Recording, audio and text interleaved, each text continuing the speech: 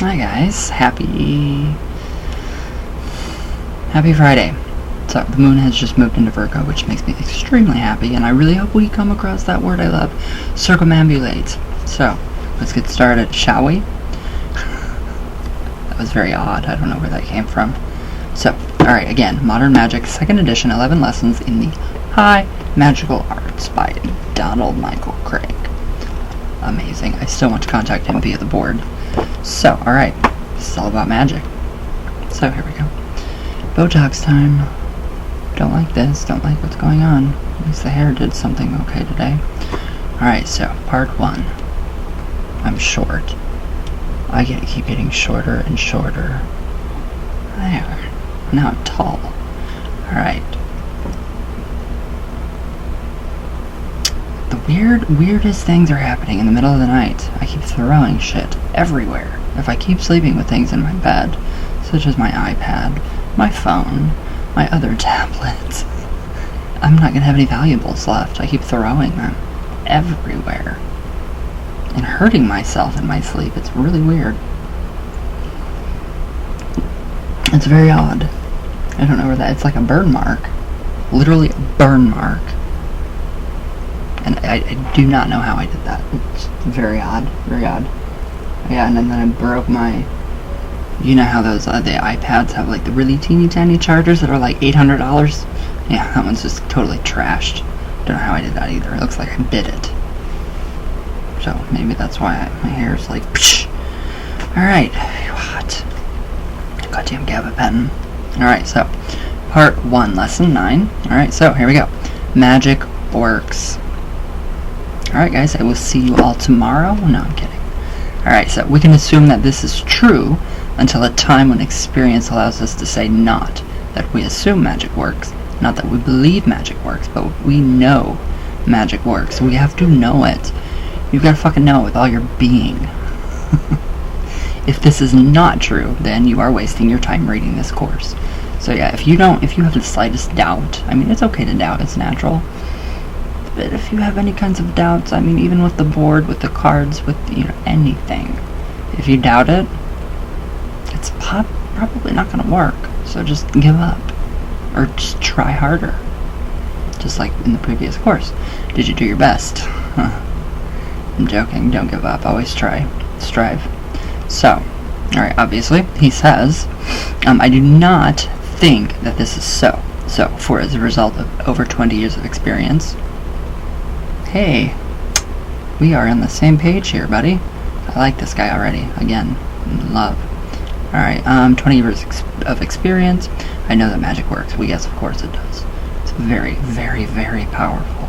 So, to briefly repeat some information from an earlier lesson, the magical tradition holds that the source of all created laws under which we must live.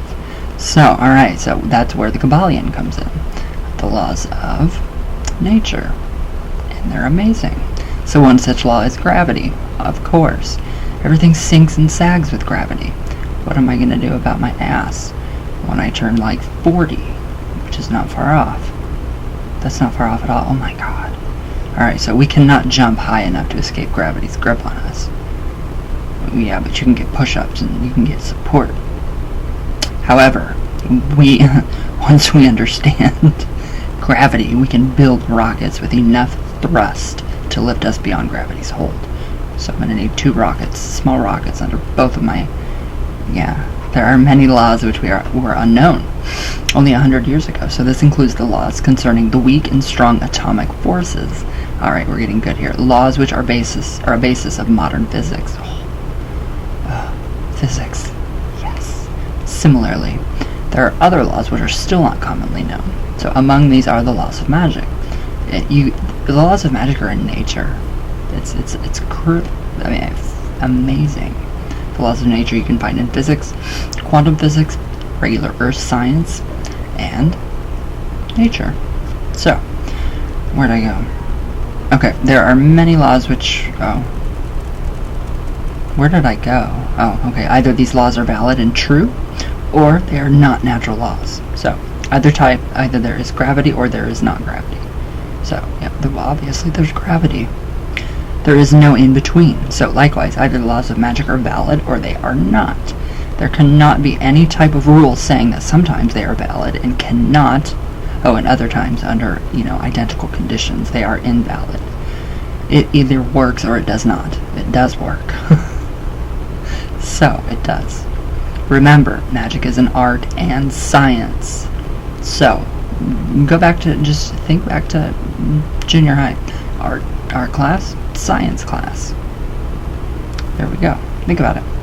Alright, so, and a basic tenet of science is that under the same conditions, an experiment will always have the same result. So, I like this. Now, put this idea on the back burner for a moment while he says I discuss art. Not the art of magic, mind you, but the art of motion pictures, fictionalized novels, and short stories. This is cool.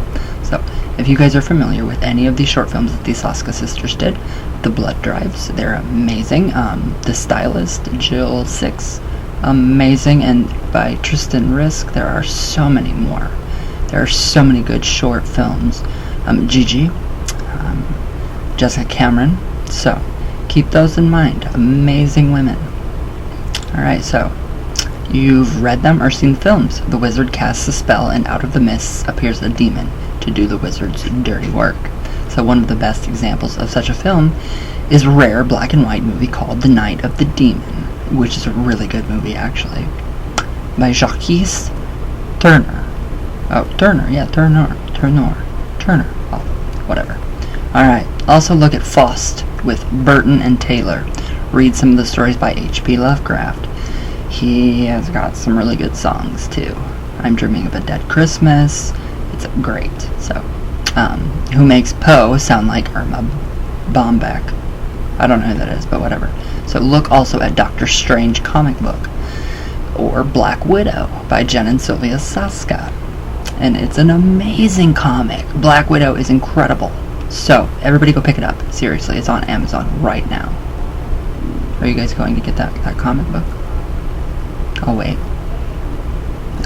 right here until you guys get it.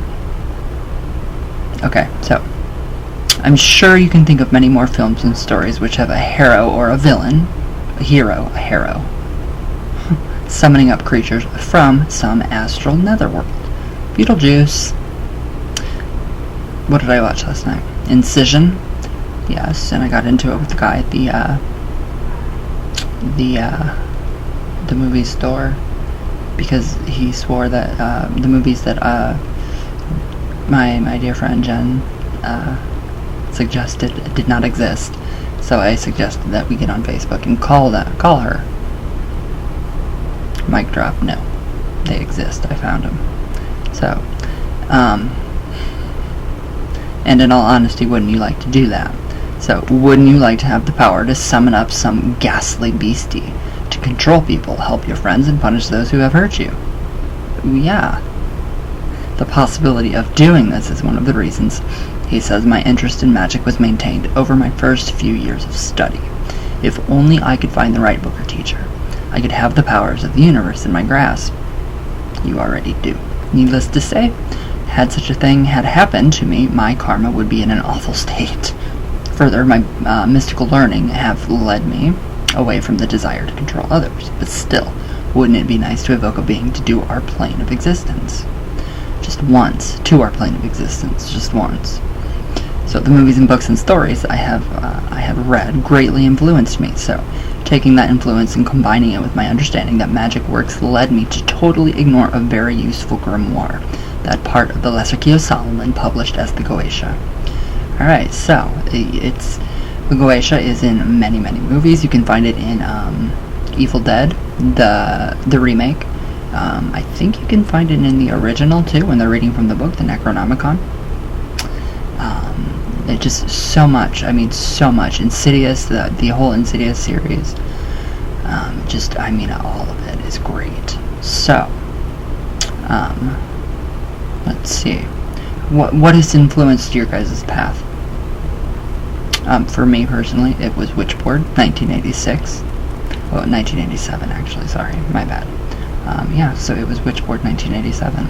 All of the Witchboard movies, Well, one didn't come out till like 1993. Witchboard 3, or 3, The Possession. Very good movie.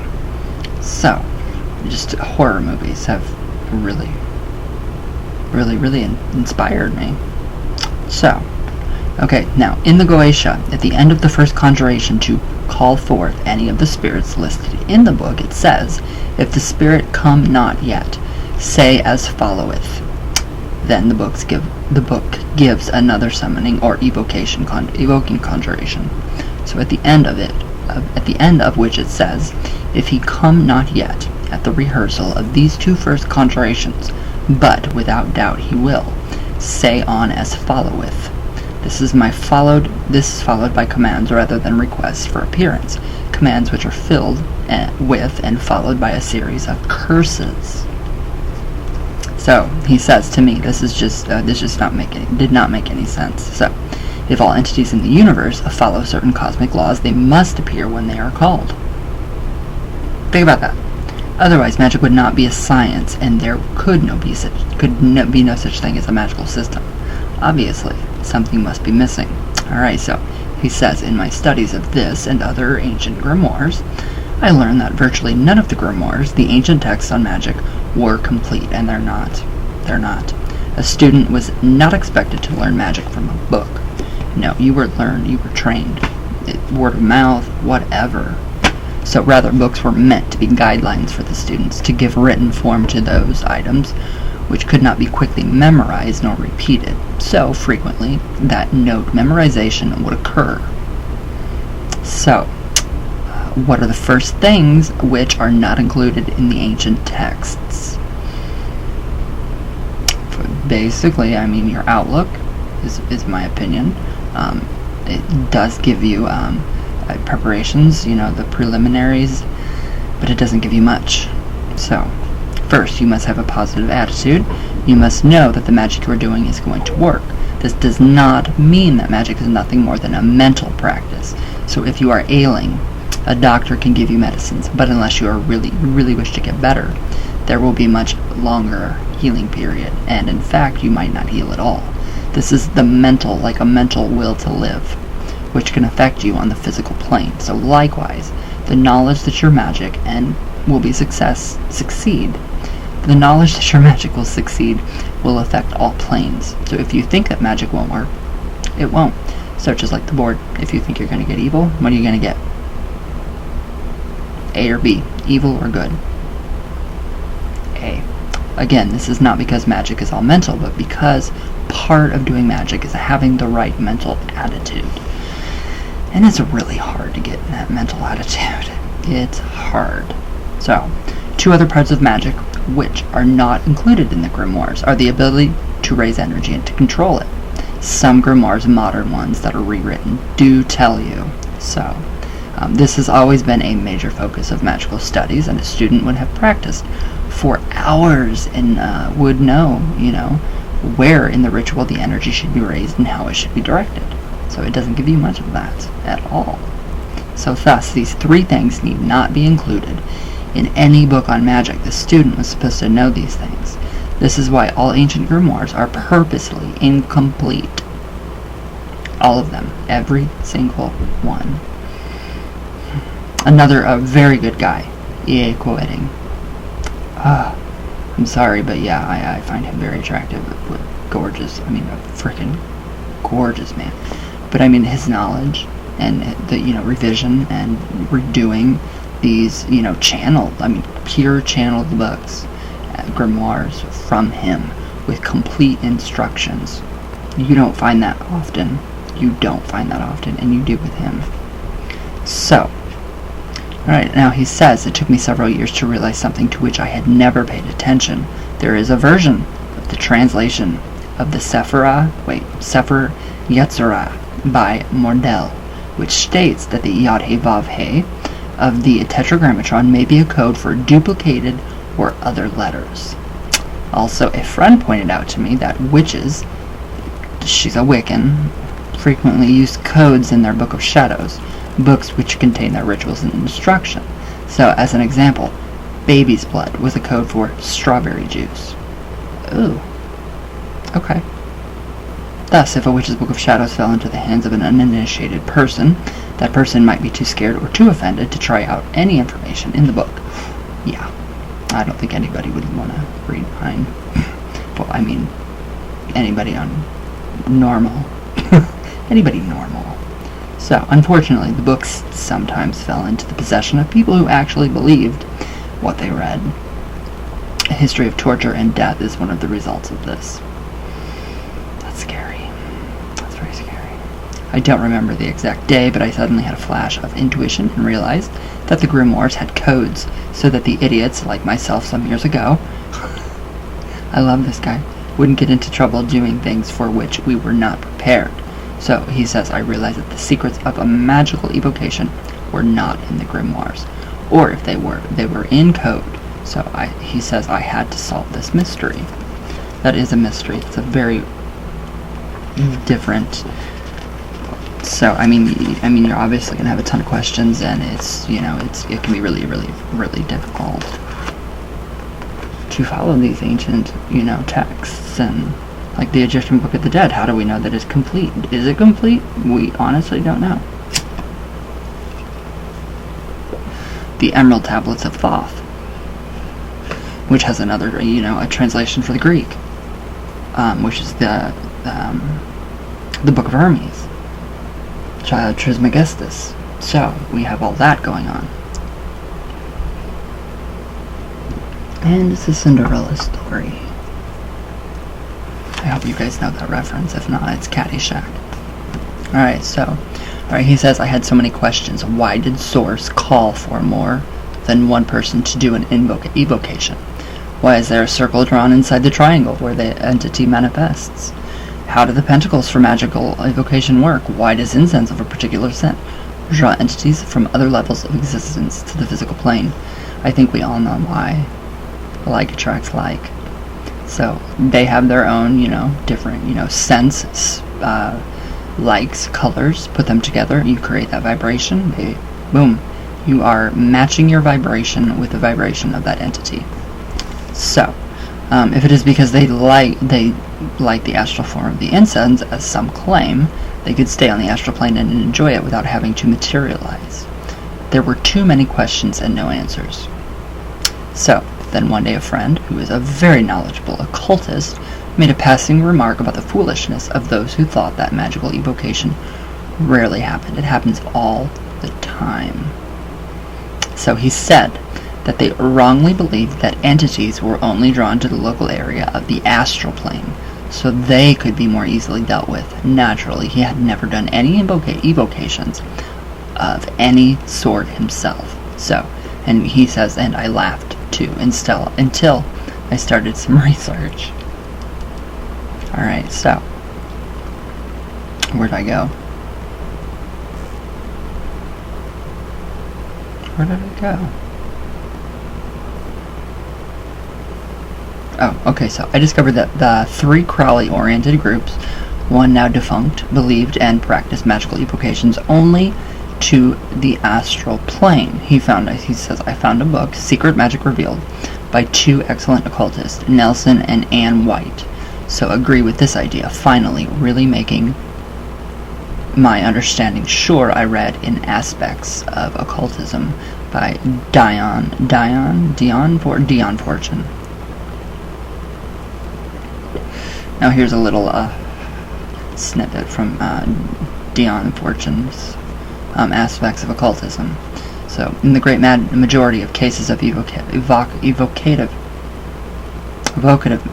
magic, whatever, the form is built up on the astral and can only actually be seen by the clairvoyant, though any sensitive person can feel its influence. So you can actually feel its influence, and if you're, you have the gift of sight, you will see it, and it's like somebody's pulling my shirt down. Alright, so the initiated magician is usually, unless engaged in some special experiment or research, content to evoke to visible appearance on the astral, depending on his psychic powers for communication with the entity evoked. He does not go to the trouble to evoke to visible appearance on the physical, because if he is an adequate psychic, astral appearance serves its purpose just as well. In fact, better, because it is more congenial to their nature of beings and places less limitation upon, it puts less limitation upon their activities. Alright, so that makes a lot of sense too. So in the astral plane, the spirits can actually, the spirits and the entities can actually do more because they are in their realm. Well, yeah, they are in their realm, other than manifesting in our realm, which takes a lot. So, alright, certain substances can be used to induce physical manifestation. Be careful, don't ingest any kind of herb, don't do any kind of illegal drugs, don't do any of it. Okay, so Fortune adds that of these substances, the principal one is fresh blood. Ew. Excerta can be used for the same purpose. However, their ability to give off ectoplasm, from which these entities can create a physical appearance, wears off by the time the body heat has departed. So this corresponds with the tantric belief that semen loses its magical potency within 15 minutes after ejaculation. Does it? I don't know. Alright, so since this course is an introduction to ceremonial magic, we will not be going into the study of evoking entities to the physical plane, and there will be no instructions for blood sacrifices on these pages. Good. But will the idea of evocation only to the astral plane answer the questions we have? Let's go through some of them and see. Alright, so 1. Are the grimoires lying or in code when they say that by the rituals in them you can evoke a being or entity onto the physical plane? Neither, because they don't say that. They merely say that you can evoke an entity to physical appearance so that you can see them. Certainly this can and does include seeing them on the astral plane. Alright, now 2. Why are there usually at least 2 people present when doing a magical evocation? So that one can perform the ritual and the other can act as a seer into the astral plane. True.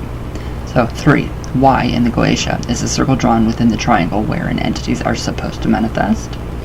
Because this is where a circular magic mirror is placed. In this mirror, the seer may look to aid in being able to see on the astral plane. So it's a physical doorway to the astral plane. 4. How do the pentacles for magical evocation work? The seer contemplates them during the ritual. They set the seer's mind in a state receptive to a particular entity. The pentacles are key to everything. Read the Key of Solomon and the Goetia. Alright, so 5. Why do entities like particular incense? Whether or not they see or whether or not they enjoy it is irrelevant. The scent affects the seer and helps put the seer in a physically receptive state. So, this is all about setting the atmosphere, the ambiance, everything. So this is really good information too about starting a Ouija session. Ask yourself these questions about the Ouija too. Alright, now 6, finally, what is the need to call an entity over and over? Why? Why do we do that? So, shouldn't they obey on the first call if our magic is correct? Yes, if our theory of magic is correct. They need only be called once.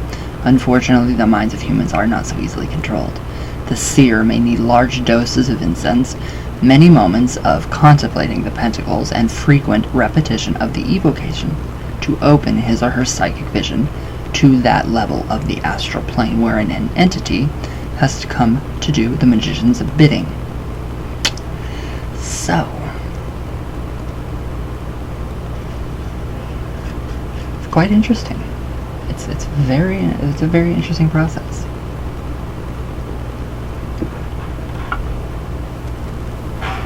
It pays off to dang it. It really does pay off to grow up in this. Literally it does, because when you get older, you're in your 30s, and then you realize you look back and you say, oh, well, I did all this meditation and that visualization because, boom, it helped. You're a practicing magician or witch. Alright, so the fact of the matter is that we assume that magical evocation brings entities to communicate with us on the astral plane rather than on the physical plane. It virtually solves all of our questions. So we will also answer the question you may have had as to how could I teach you how to evoke entities to physical appearance without summoning up anything onto the astral or the physical plane. So he says, I have spent several pages sharing how I learned this magical secret and how it answered all my questions when you first started taking this course. You may have thought if you said a few words or waved a magic wand, something you desired would instantly occur. Nope.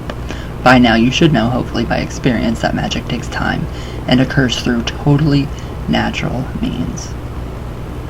So, similarly, it is time to disabuse yourself of the false notion that if everything is done correctly, demons will rise out of the haze to do your end in your enemies. It is time to learn to ignore the fantasies of those who write or make films of occult fiction, but never practiced even one magical ritual. So, in all the likelihood, they do not even believe in the possibility that magic works. Alright, that's my problem with like Ghost Adventures. They wanted to investigate the actual Conjuring house.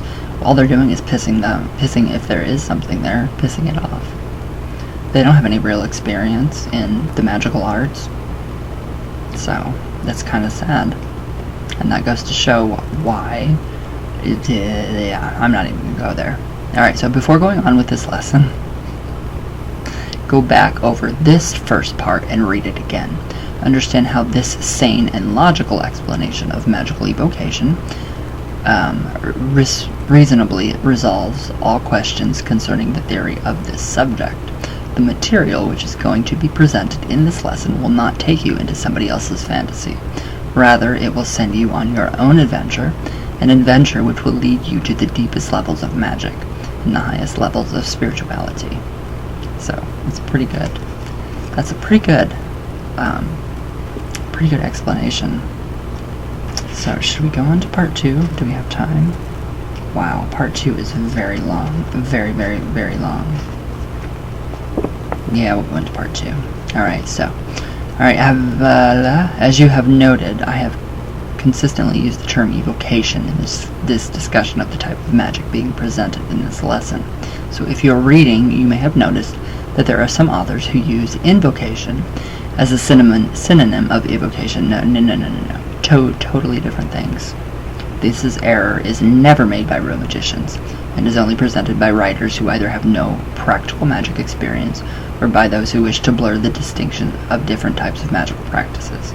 So this blurring is usually done in an attempt to make all forms of magic work seem the same, in order to cast negative aspirations on all magic. So, yeah, invocation is where you literally invoke or in an object. That'd be evoke. Invoke and evoke. Evoke about you, invoke within you. If you have been doing the work of this course, you will find evocative magic very safe. So its purpose is to allow you to communicate with other intelligences, powers, or entities which do not exist on our physical plane. So some people contend that we are only communicating with aspects of our subconscious which are normally hidden. Whatever. So whether or not this is so, I don't know or care, neither do I. This is because evocative magic functions as if one is dealing with other entities, no matter the source.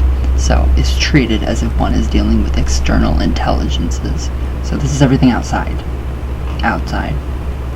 So he goes on to say, I have seen many serious problems develop after the use of invocations. Invocative magic, whatever, by those who are not contempt in magic. Invocation is the magical act wherein you allow your body to be temporarily shared by another entity. So, and I do this quite often. This is sometimes referred to as channeling. As long as your banishings are properly done and the magician chooses whom to allow to join in the use of the magician's body, there is no danger. So it is when there is little thought or control in the magical act that problems occur. That is why I limit it to my grandmother only. She is only allowed to use my hands and my voice. So, I mean, I'd let her possess me if it was possible, but I don't believe it. Alright, so, where'd I go? Okay, so he goes on to say, I have been to many Wiccan rituals where the aspects of divinity generally, called generically the god and the goddess, have been successfully and safely invoked. So it is quite remarkable transformation as the facial characteristics of the people into whom the god and the goddess are invoked, usually the high priest and the high priestess. So, and even the body's carriage sometimes seems to alter, give a far more regal appearance than the normal daily appearance of these people. Done properly, this magical procedure is quite safe and quite thrilling.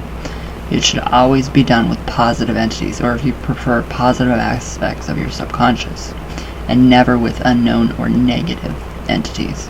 An example, those who might have suggestions which, if followed, would increase our burden of negative karma.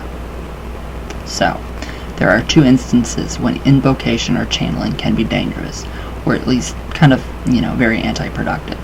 The first is when you perform no banishings and invite absolutely any entity to share your body.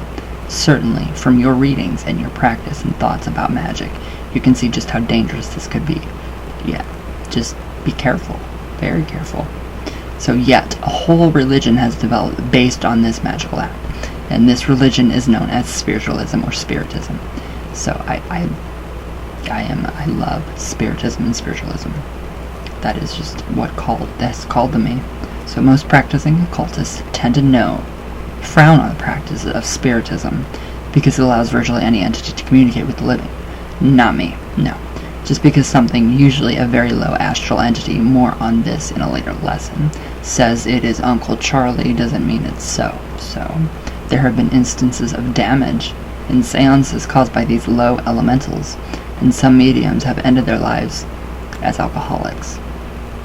Wow. That's kind of creepy. I don't want that to happen. It's never going to happen. Furthermore, just because Uncle Charlie died doesn't mean he got any smarter. Yet many people change their lives because of messages given by entities claiming to be deceased relatives or friends. So, alright, now he goes on to say, please understand that I am not condemning the religion of spiritism, nor its philosophy. I find it a philosophy more than a religion and a practice. Certainly everyone is entitled to their own religious beliefs, nor am I condemning invocatory magic, such as that from which seances borrow.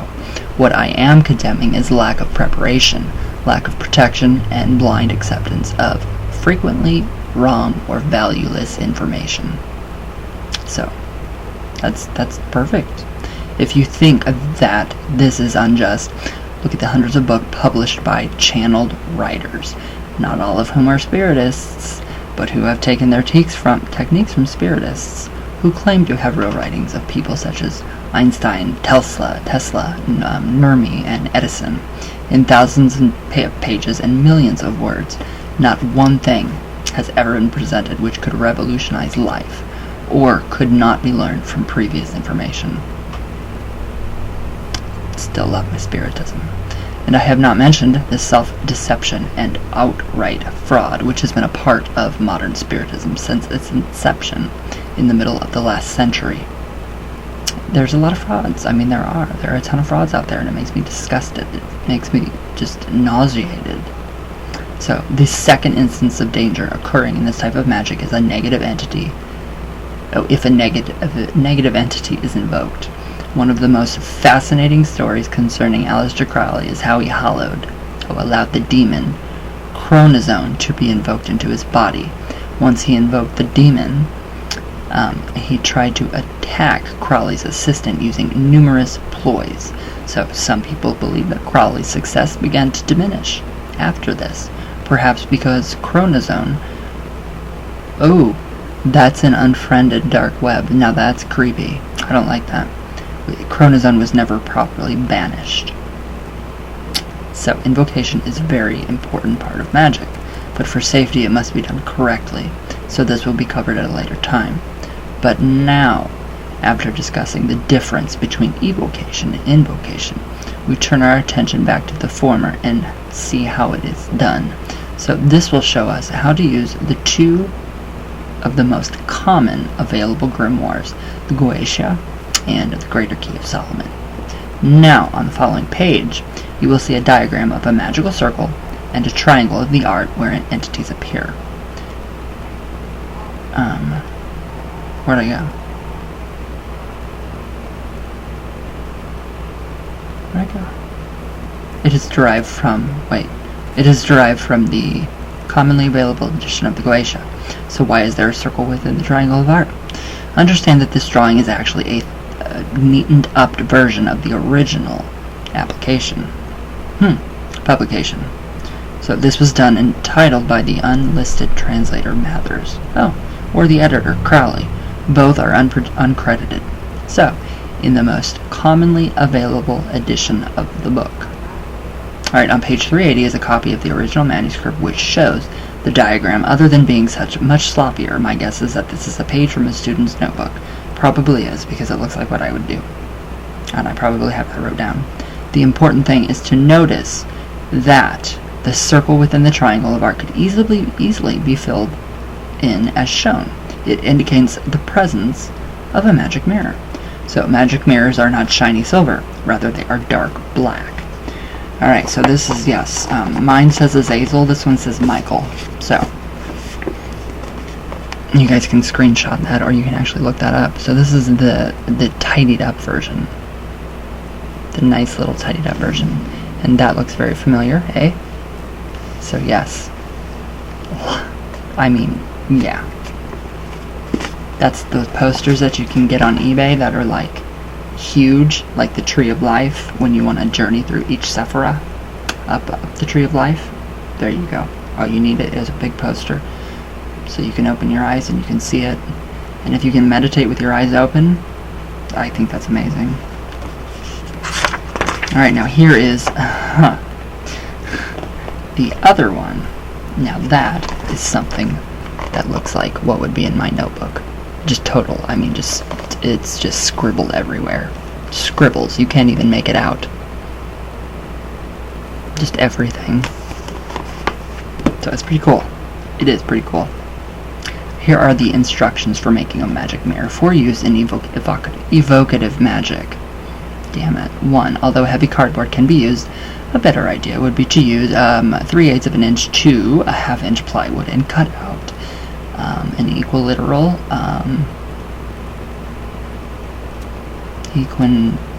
equangular triangle. That means, as in the first diagram, the length of each side is equal and each angle to the triangle is exactly 60 degrees. Undercoat it, paint it flat, not glossy white. So do a matte finish. Using flat black, matte black, paint it the Greek names of God along the border of the wood, not outside, as misdrawn in the diagram. Using a flat red paint, write in the archangelic name Michael, pronounced Mikael, to seal and protect this work. Use a flat, sometimes called satin, clear finish, such as a verathane. So notice that he says I did not specify a length for each side of the triangle. This is because the size will depend upon the amount of room you have available. Mine is very small. So, about the smallest size you would want to use is about 1.5 feet per side. Ooh, mine's really small. Over about 4 to 5 feet, there will be too much light caused reflections in your magic mirror. This, as you will see, is an undesirable situation. Alright, now 2. Unless you are good at glass cutting and have a circular cutter, go to a store which sells glass and have them cut a flat disc of it for you. So the diameter of this disc will depend upon the size of your triangle. It should not cover any of the lettering, although it can be smaller than the diagram indicates. About 4 inches is the smallest, which is the easy to use. That's about what mine is. So on the big end, 1 and 1.5 to 2 feet in diameter is about maximum. Alright, now warning, be very careful when handling cut glass. It will have some edges which are rather sharp and could seriously cut you. So until it is mounted, I urge that you wear gloves when handling it. So this is true even if you have found a store which has pre-cut circular glass pieces, which have fused edges, which are not sharp. When you have your disc, place it under running water and purify it, as done with talismans. So if it is small enough, this can be done in a sink. Larger pieces will need to use a stream, bathtub, or done in a sink. Larger pieces, or shower, so be very careful. So next you're going to dry the glass thoroughly with a clean, soft cloth. Make sure place the glass down on several sheets of newspaper or a drop cloth, and make sure that the topmost side is totally dry and free of lint and water spots. So spray paint this side with matte black paint. So the best paint to use with this paint is designed for making blackboards. True. I didn't use it, but that's very true. Alright. So however, any flat black paint will work, will adhere to the glass. So anything that, adheres to the glass. Kaboom. You got it.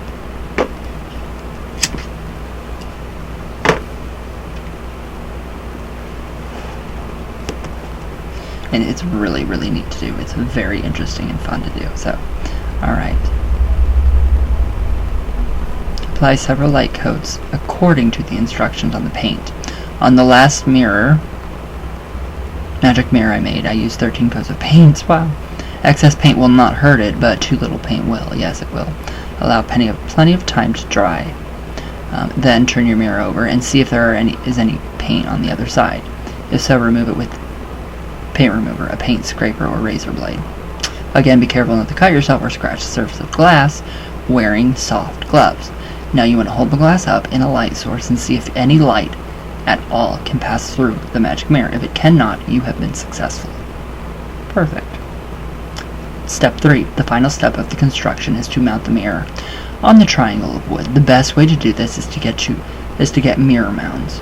Little book stands. I mean, they're perfect.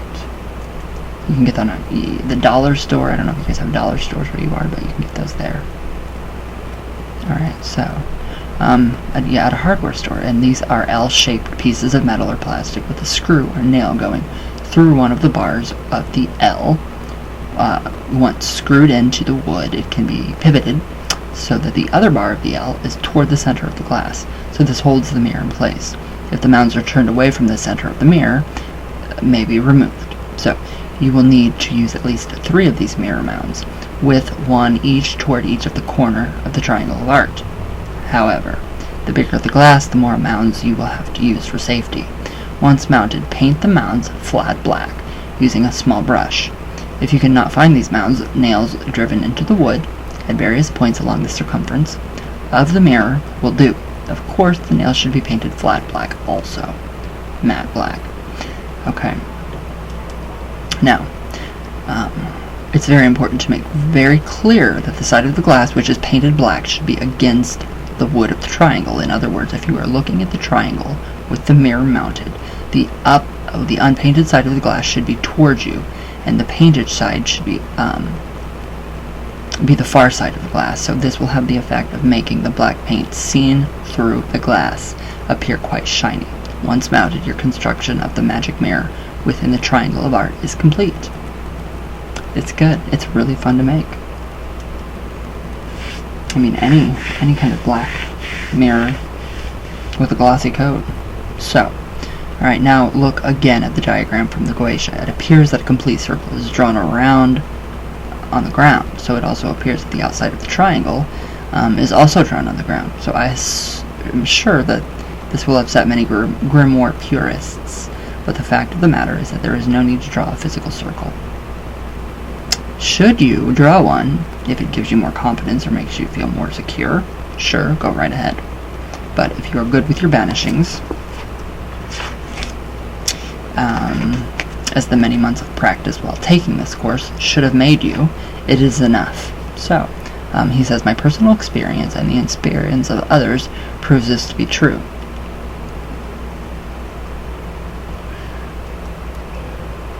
It's very, very interesting stuff. Alright, so, why then are there complex instructions and figures in the diagram? Of course, the writer or copyist of the diagram is not here, so there is no way to be sure. But it appears to be merely a cover, a blind to deceive any person into whose hands the document might wrongly fall, which is good. And considering the small number of people who have ever attempted the magic of this book against the large number of people who own it, that this blind has been very successful. To repeat, if you wish to draw the complete circle on the ground, go ahead. Those who do this usually use chalk. But if you have been following this course, doing one lesson a month, and have been doing the daily rituals, it's not necessary. So,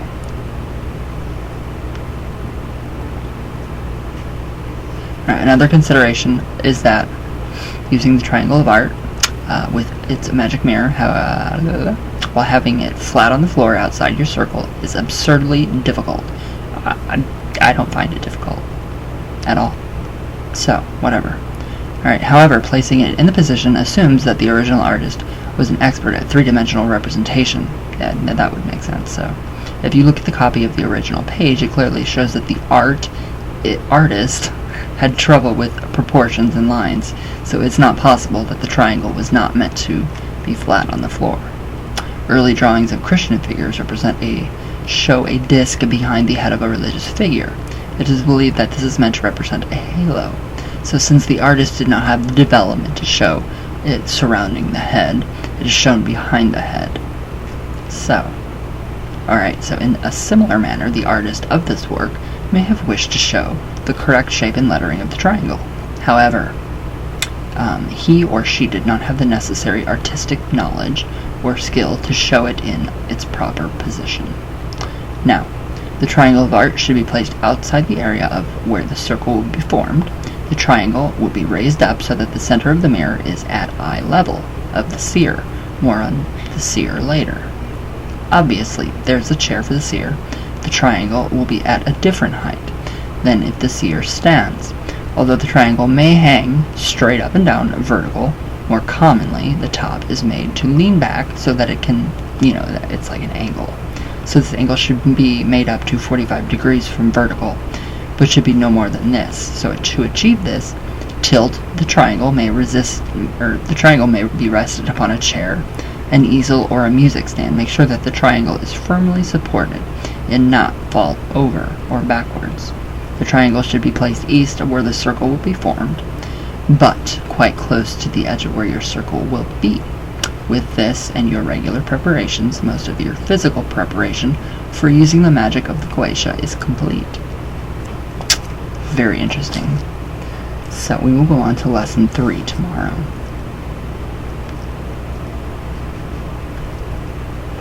So yeah, we covered quite a bit. It's very, very interesting stuff.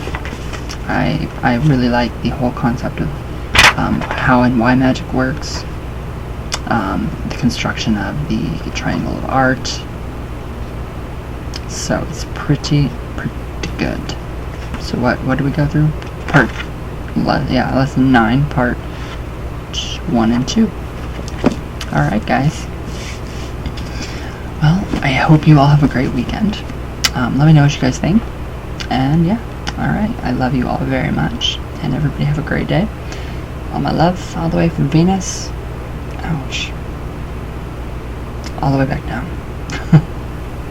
Alright. I love you all, and thank you guys for watching. And everybody have a good and safe day.